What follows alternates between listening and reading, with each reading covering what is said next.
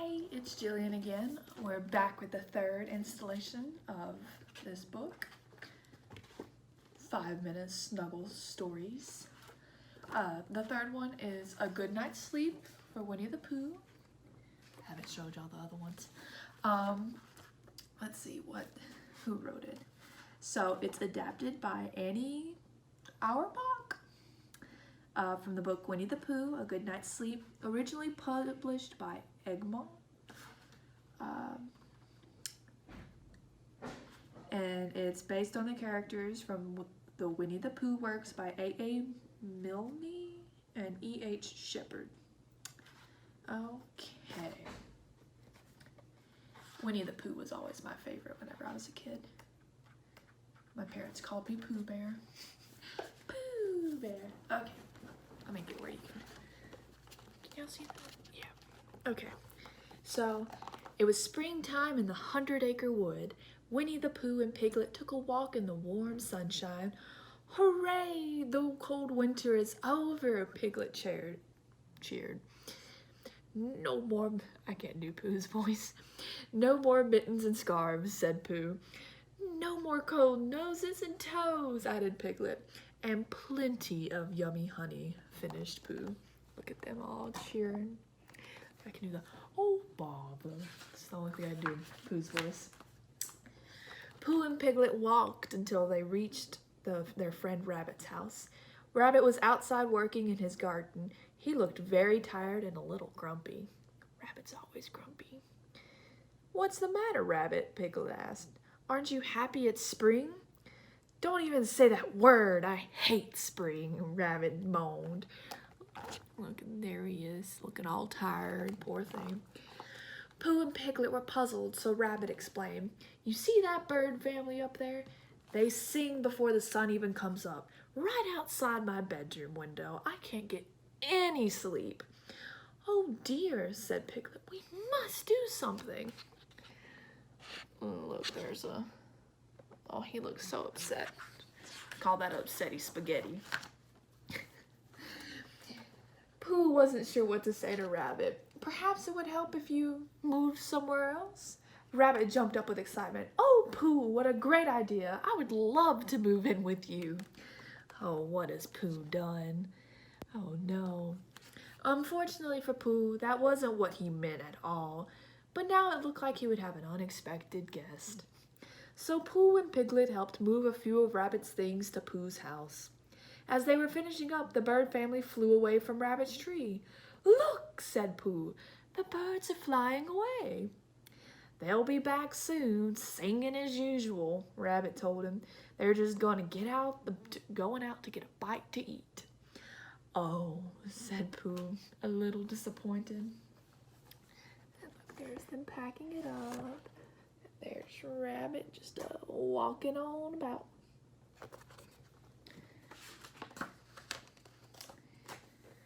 When the friends reached Pooh's home, they began unpacking. Rabbit, said Pooh, you sure have brought a lot of things. Suddenly there seemed to be very little room for Pooh. Oh, there it is. That's Pooh's voice. The next morning, Rabbit woke up early after a wonderful night of sleep. Rise and shine, he called, pulling back Pooh's covers. Pooh immediately pulled them back up again. He was still sleepy. Pooh, it's time to get up, scolded Rabbit. The vegetables aren't going to plant themselves. There's Rabbit moving in. Look, there's Pooh. Look, that's an old bother face. There's Pooh Bear sleepy. And there's Rabbit waking Pooh up.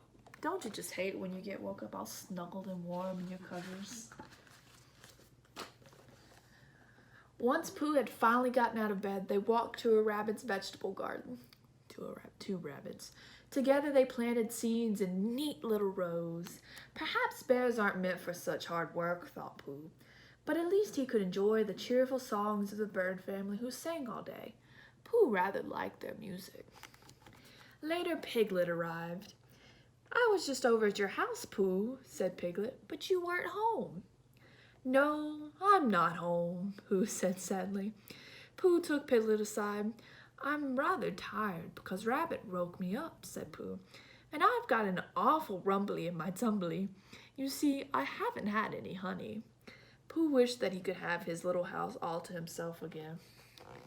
Oh, Rabbit's just a little worker bee, but Pooh is a tired bee.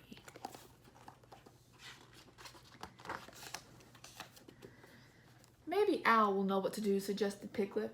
When Pooh and Piglet found Owl, he was too busy to help. I'm afraid I simply can't talk right now, Owl said. My favorite napping branch is waiting for me. I feel that. Owl flew up to an old oak tree, but a little sparrow was sitting right in Owl's favorite spot. It looks like my branch is already occupied, said Owl. I guess I'll just have to find another one. As Owl flew off, Pooh began to think. Think, think, think. He and Piglet hurried to Pooh's thoughtful spot to come up with a new plan. We need the bird family to find a different branch to sing on, Pooh said. But how will we get them to move? Asked Piglet. Pooh sat for a bit. Think, think, think, he said as he patted his head. Finally, all of his thinking turned into a real plan. When the birds fly off at night to look for food, we will take their spot, said Pooh. Then they won't have to find another branch. Just like Owl did with the sparrow, Piglet cheered. There's Owl running off from the little birdie, such a tiny little bird. And hear them rejoicing. Think, think. Okay, that's enough. Pooh told Rabbit about their plan to move the bird family. Now Rabbit would be able to stay in his own home without worrying about the birds' morning songs. What a splendid idea, Rabbit said. I'm glad I thought of it. They moved all of Rabbit's things back to his house. And there's Rabbit. Right there. You know, I don't see why it bothers him so much since he's like up early anyway.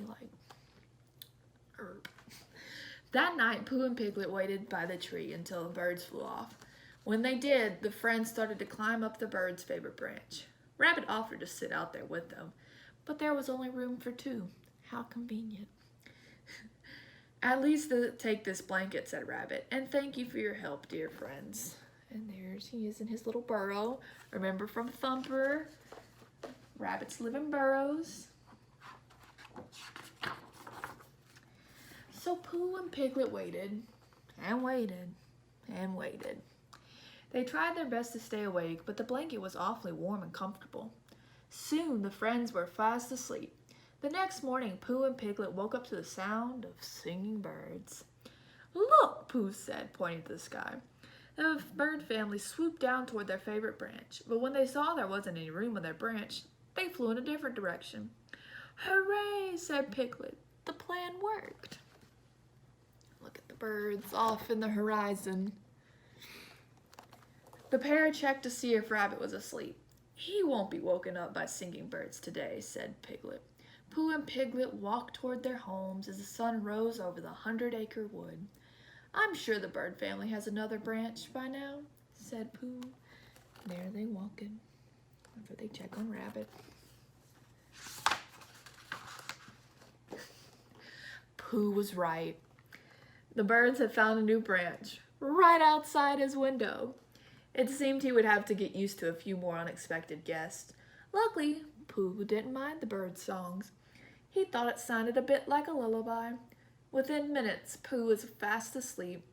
At last, Rabbit, Pooh, and the bird family were all happy with their homes. The end. That's the finish to another story. I'll see y'all later.